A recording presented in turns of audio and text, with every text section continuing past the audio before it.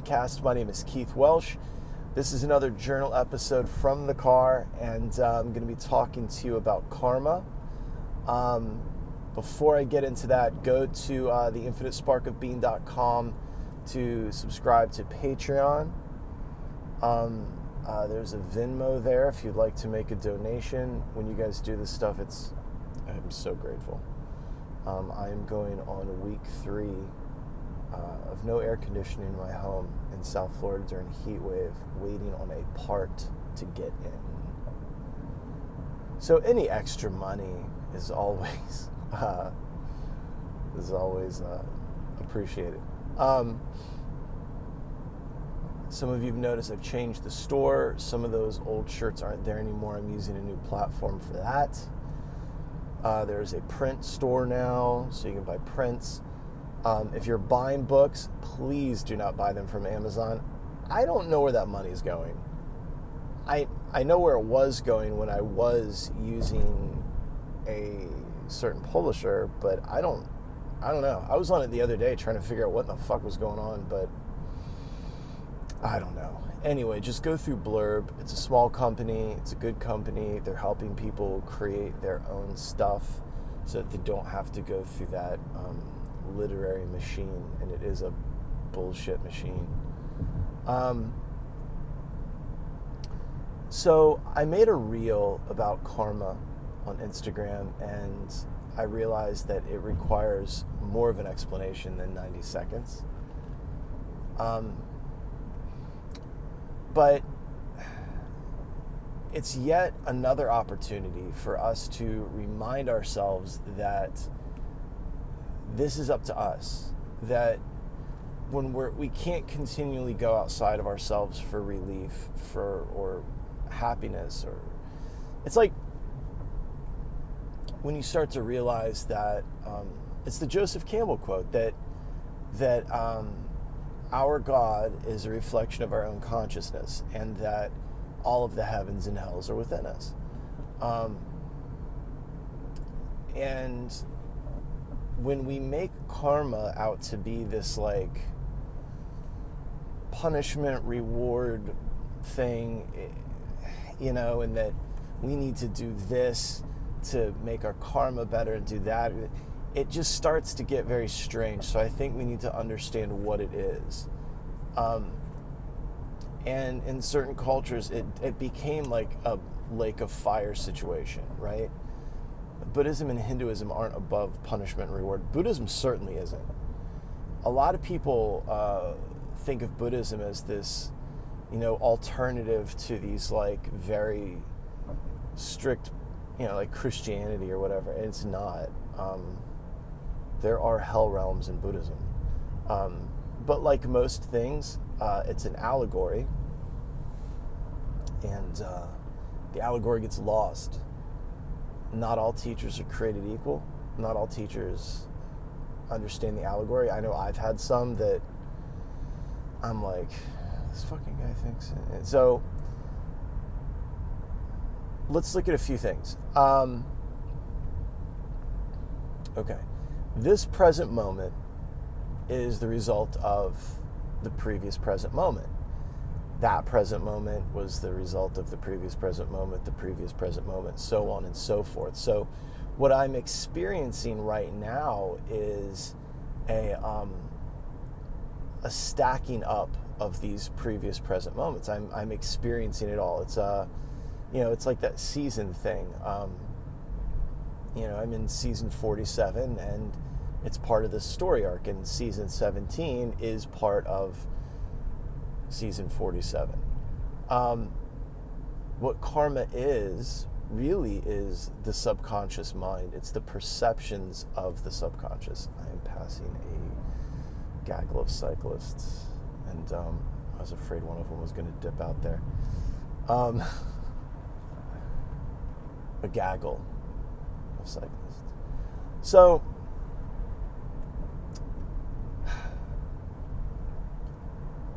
perception, the way we regard, understand, and interpret, that is neither good nor bad in the grand scheme of things. That the preference of our perception, that's also the mind too. So let's think of it this way.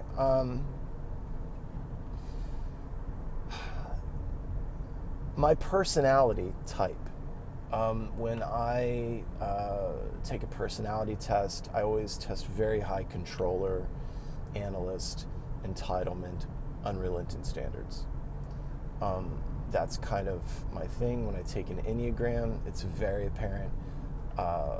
When I have my chart done, it's very apparent that that's part of the role that my soul is playing in this drama, in this drama that I'm in right now, where I am this Keith thing.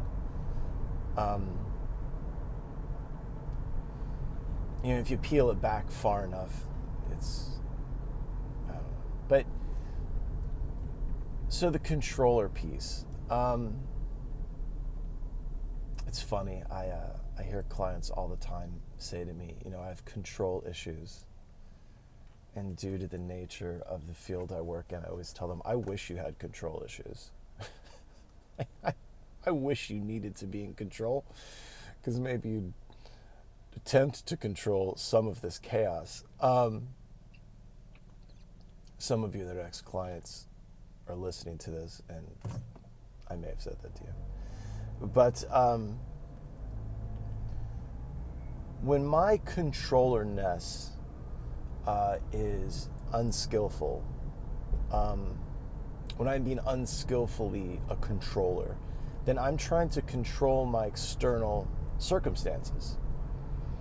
I'm trying to control you, I'm trying to control the world, etc., etc. And when I do that, when I try to do that, and I put the thing that needs to be controlled outside of myself again, right?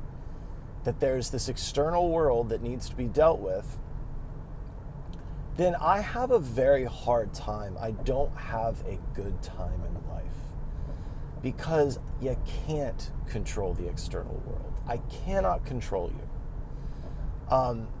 And so you could say, if I was trying to control the external world and I was having a very hard time with it and it's not working and things are just hard, and I go, I don't know which deity's Cheerios I took a shit in, but this is fucked up, man. And I'm having a hard time, and she won't do this and he won't do that, and blah, blah, blah. And I could very much feel as though I have bad karma.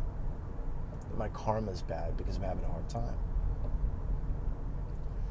That I'm being punished by life, or punished by the world, or punished by God because, nothing seems to work out for me.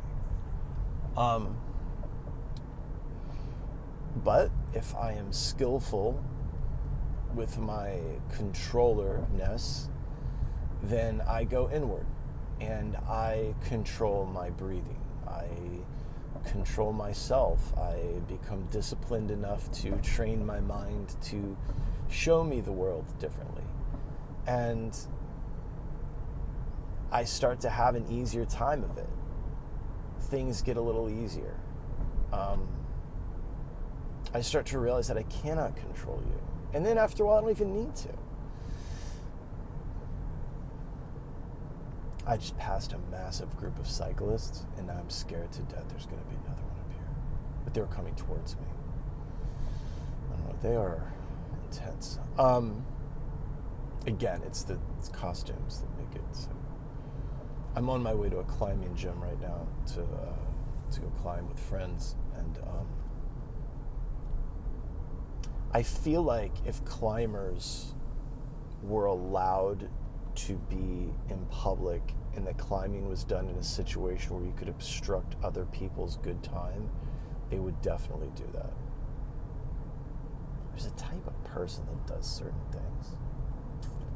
It's interesting. Climbing gym's a crazy place. There's a lot of really cool people there, but there's a few where I'm like, why won't you say hi to me?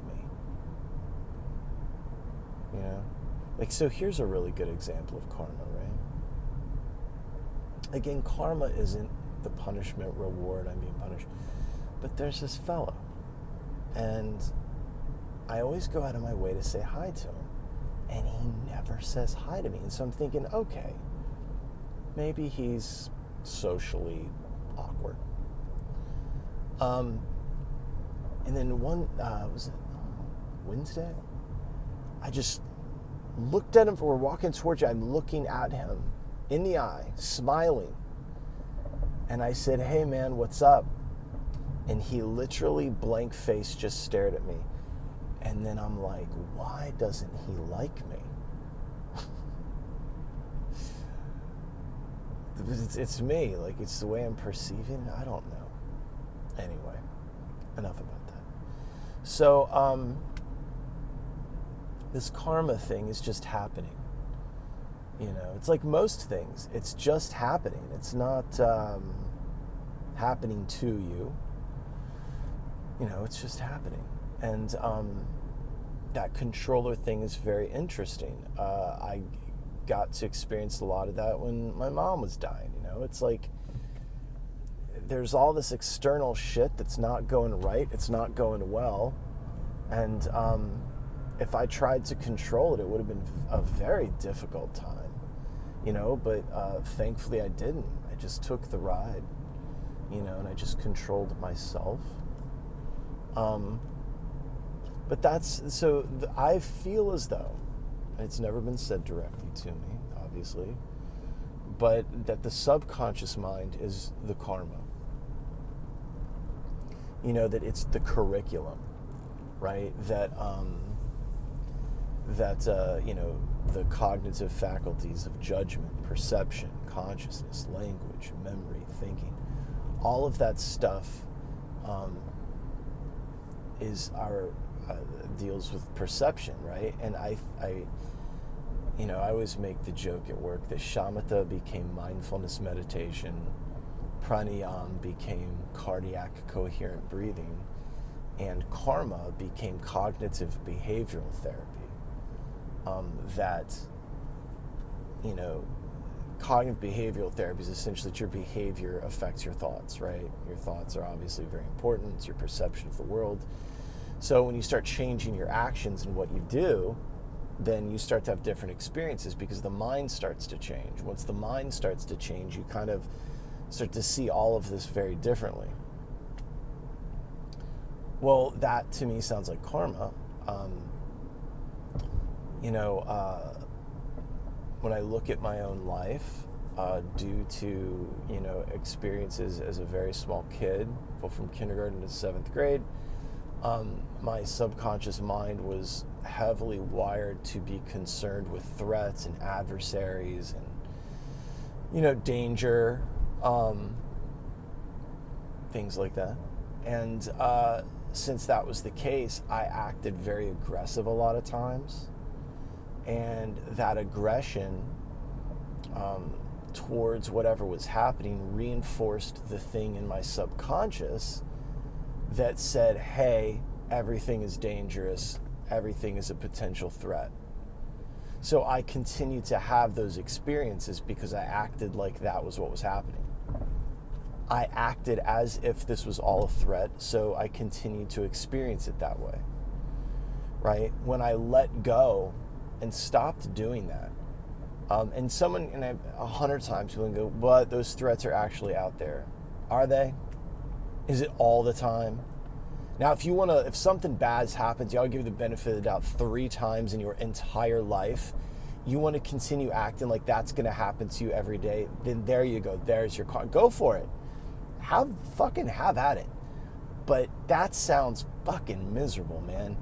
And so when I let up and I stopped being so aggressive, started acting a little bit more calm, you know, even when my mind was racing and my body felt really tense, I would just act as if.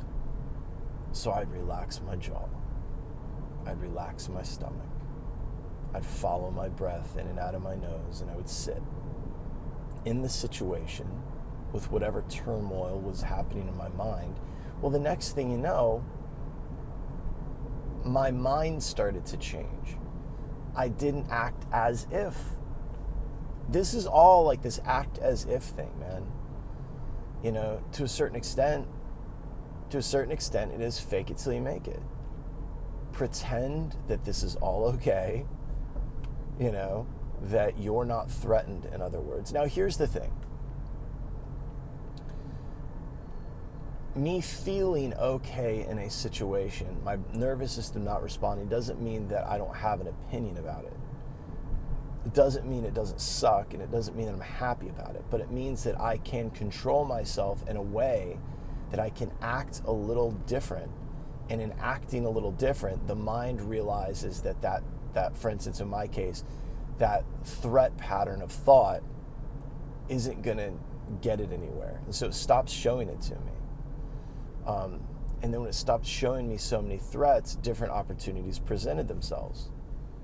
That's it. I mean, at one point in my life, I thought that the world was against me, God was against me, it was all against me because all this, because I perceived threats everywhere. Well, I stopped acting like an aggressive, threatened maniac, and then the next thing you know, I wasn't living in a threatening world anymore. That's just an example. I mean, I was with a client a couple weeks ago, and I was supposed to be doing trauma work with her.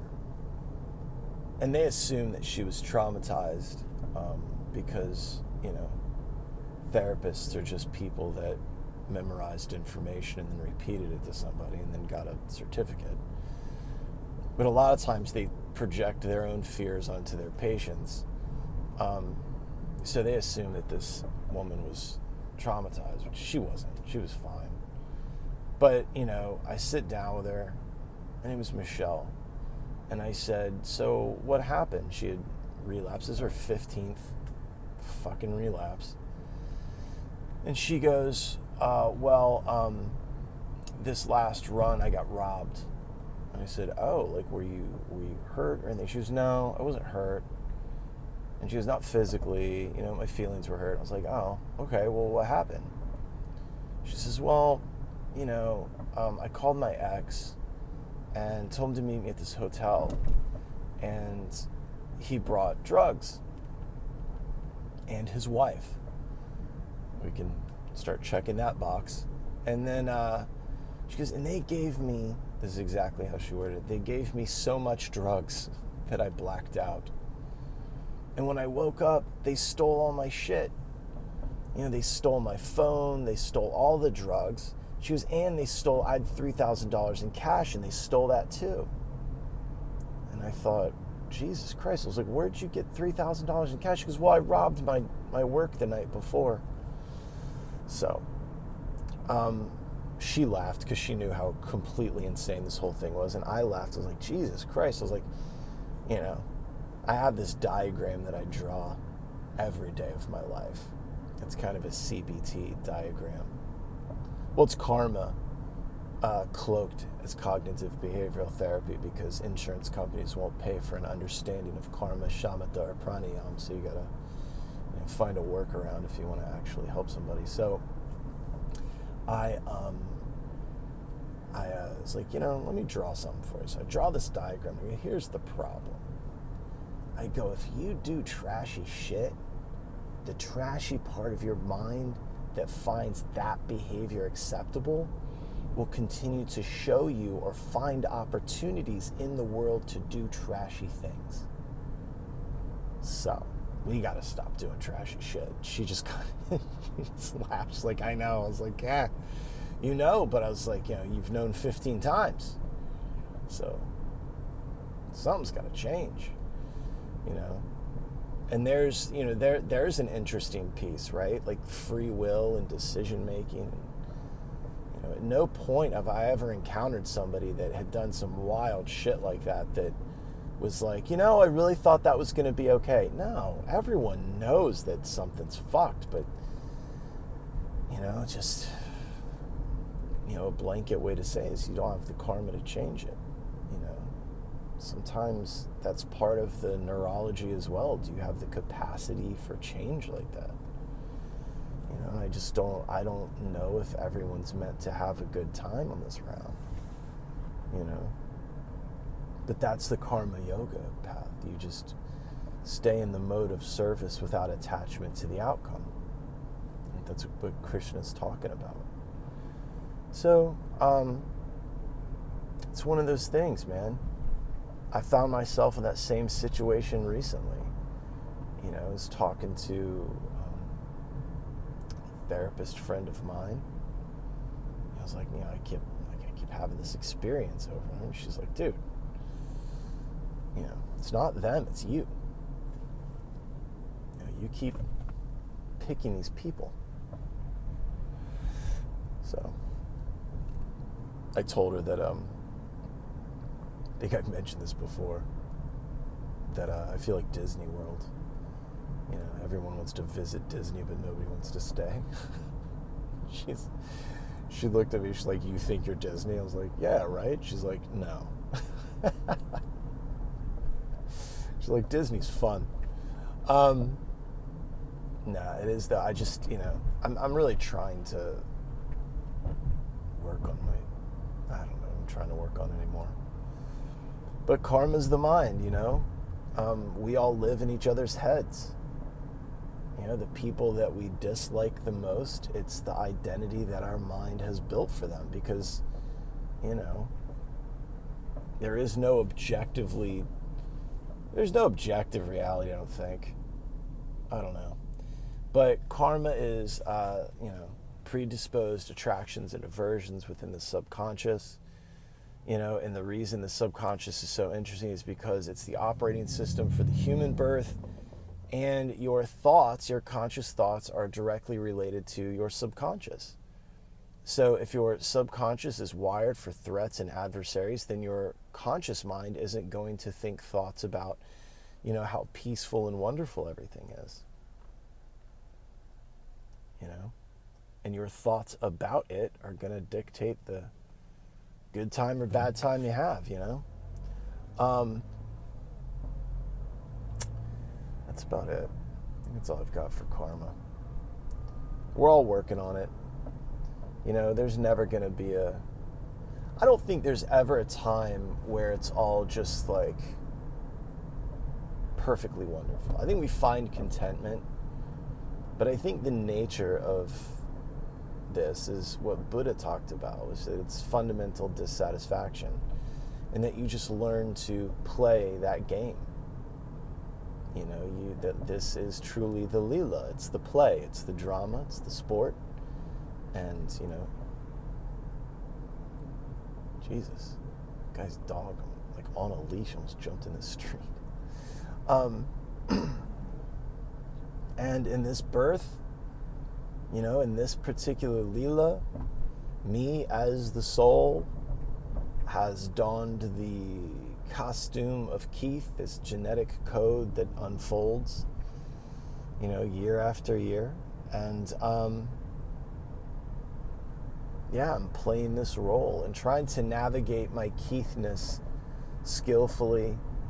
You know, Keith is a controller, analytical, yada yada, you know, and I'm just trying as this awareness to, you know, navigate Keith better so that the Keith character has a better time of it, right?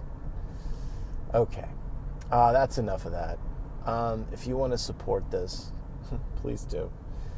You can do that at theinfinitesparkofbeing.com. There's a Patreon there. You can sign up for $1, $5, whatever dollars you want to sign up for a month. I am interested in doing something like some sort of tier, but, you know, I don't know. Give me ideas. What do you want? I'll do what you want. Whatever. Let's do something. Some of you know very well that that if you reach out, I will reach back out to you. We can talk. Lately, I've been a bit busy. But yeah, theinfinitesparkofbeing.com. There's the T-shirts there, and art prints and things like that, and the books. Soon to be one singular big book. I hope. I think that's what I'm gonna do. I think that because there's certain things in those books that I'm like, it's garbage, and there's certain things that I'm like, it's pretty good, and certain things that I like to redo, kind of like edit them a bit, fix them. There are a few stylistic choices I made that people didn't get, which when you're creatively inclined, sometimes you take a chance and it doesn't hit the mark every time. Not for everybody anyway. So yeah, I'm gonna take another look at that, integrate some of those illustrations, and yeah. All right. Thanks for listening. I love you.